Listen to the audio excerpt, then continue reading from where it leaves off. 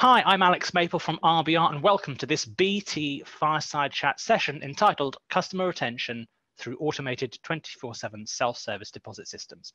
During this session, we are going to be talking about security and how we can keep cash secure in branches, as well as how branch transformation efforts impact security within outlets. I'm joined by Emmanuel Harir-Forouch from Gunnebo SafeStore. Hi, Emmanuel. Thanks for taking part. Good to see you. So let me start by asking you, how can banks best protect the cash in their branches? Okay, good afternoon, Alex. So so the SafeStore Auto, it's a specific or special animals. It's an automated self-deposit lockers system developed by Gunnebo. It's produced in Germany, so in Europe, fully. So it's really we are the owner of this product. And this product is split it in, if I can summarize, in three models. We have the SafeStore Auto Mini, which is the mobile solution, very compact, a plug-and-play solution, which can be installed in an existing bank branches and start with 50 boxes up to 100 boxes. And then we have the MIDI, a bigger animal, but compact as well, fully assembled also at the factory. And we start with 100 boxes and we have the capability to go up to 430 boxes. And then we have the Maxi, it's the bigger version, it's the tailor-made version. And here we have less limitation. We are able to go up to 5,000, 6,000 boxes or more. And we are able to play with the arrangements. That means that we are able to put the lockers in the basement or upstairs and having anyway the exit or the terminal, the exit unit or the terminal at the ground floor. So we are very flexible with this solution. For your information, we have installed roughly 1,600 units over the world, everywhere, in Europe, of course, but also in Middle East, Africa, in America, and in Asia. And just for sharing an interesting information, for example, the software has been translated in 30 different languages, just to give you how far is it from our base in Europe. And by the way, I invite you to visit our booth because we have a very nice video which help you to see how the solution looks and how it runs as well, it works, and that is very interesting. So SafeStore Auto, it's as you have understood, it's a long experience. It's the result of a long experience in automated self-deposit locker service. Started in the 70s. So now we are talking about the third generation of this system. So we are quite we have a deep expertise and know-how with this solution over the world. Thanks very much. Can you describe the typical journey of one of your customers? So presumably, they come to you with a problem and then that presumably leads to a solution, I suppose. Okay, so I will try to make it as simple as possible. We are basically, if I summarize, two types of clients. The first one is the client who wants to modernize and improve his service. He knows a little bit the automated self-deposit locker service and system, and he wants to shift to from a very conservative mechanical service or installation to something much more modern and ergonomic. I have in mind, for example, a bank in Italy who was a small regional bank and used the SafeStore Auto, the automated system, to change completely his image on the market, looks much more modern to attract new clients and to compete national banks. So that was really part of their strategy with some other tools or approaches, but that was used really to differentiate to the other banks. And then we have another client who meet a challenge, a technical challenge for the equipment of a bank branch. He wants to install, or he has to install self-deposit lockers installation to offer this service, but he is facing an issue with the location, the site itself. That means that, for example, he has a basement without any access. He is facing a cramped space, or he doesn't have space enough. And then he contacts us for finding a solution. And here we are really in support of him to find the right solution to fit to his needs and also the constraints that he is facing. So basically, whatever the typology of this client, we are really talking about a project. That means that with this client, whatever the reasons that he is behind this project, we are starting a project with the client. We're talking first, before to talk any technical solution, what he wants to do with this solution, what client he wants to target, what is the quantity of the clients that he wants to address. Is it a specific branch, a specific service, or it's a general service that he wants to offer to VIP, premium client, or universal client? What he wants to do with that in terms of rotant investment, if it wants to make money with this, or it's only a part of a package that he wants to offer to some clients. So we need to discuss and to cover a lot of different aspects before to really investigate or working on the solutions that we will shape to him. That is important, because then with all this information, we are able to support him and to define and to design finally the solution that he needs. If he wants to have, for example, in terms of service, something more conservative during the opening hours of the branch, or if he wants to open up outside and to enlarge the access for with a 24 hours access, it's something which is completely different in terms of service, but in terms of security as well. That means that we need to change and to have a different approach with the service that we will offer. So it's really a project, and here,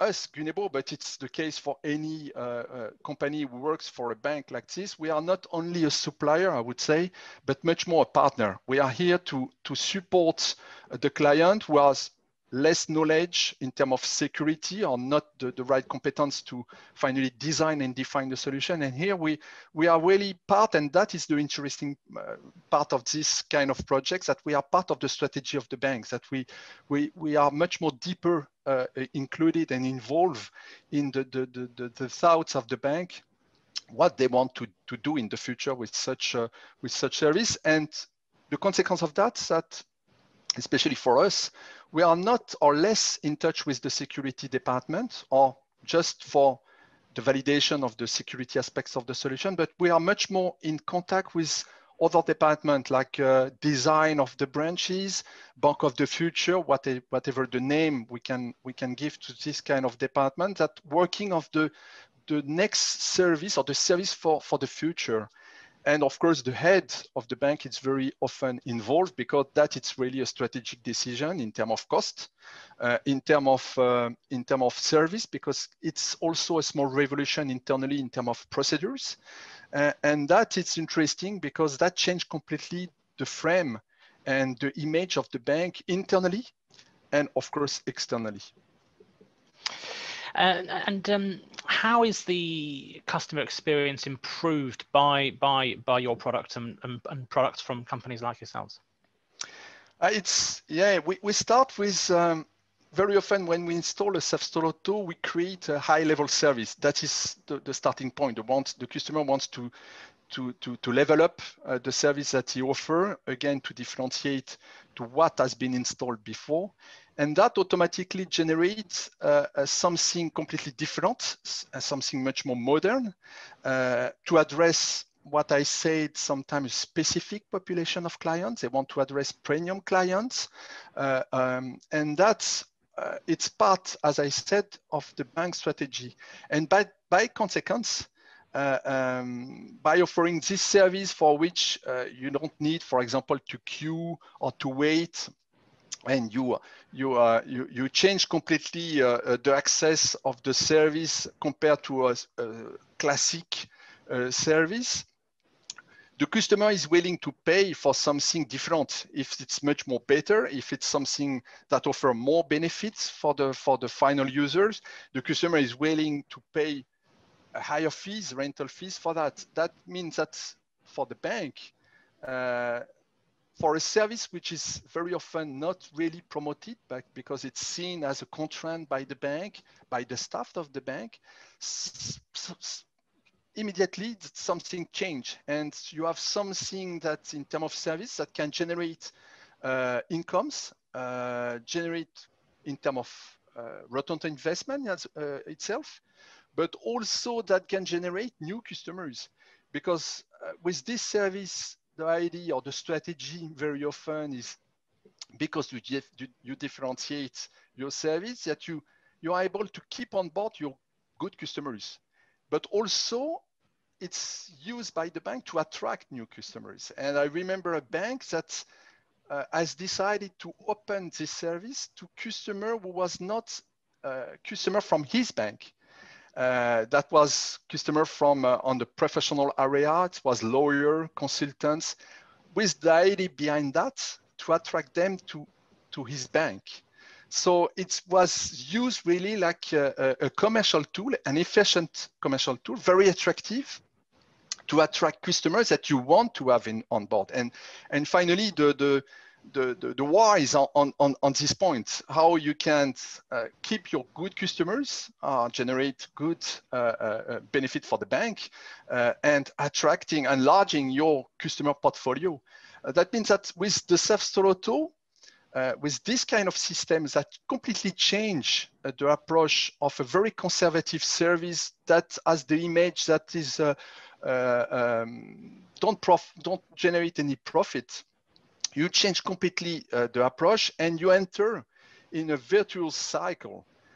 Because you install a solution, you attract good customers that generate new incomes, and maybe in terms of value, money, or customers that by consequence, it's part of your strategy.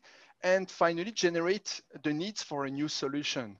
And that it's very interesting in terms of approach. And when we deploy this solution, it's because we are part of the strategy of the bank. That means that every time the bank decide to open a new branch or to change the location of the bank, the topic is on the table. Do we need to install an automated system, and what kind of system we want to use in terms of size?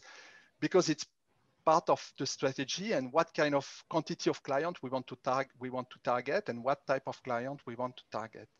And this is the interest of this solution that changed completely the mindset and the approach of the bank.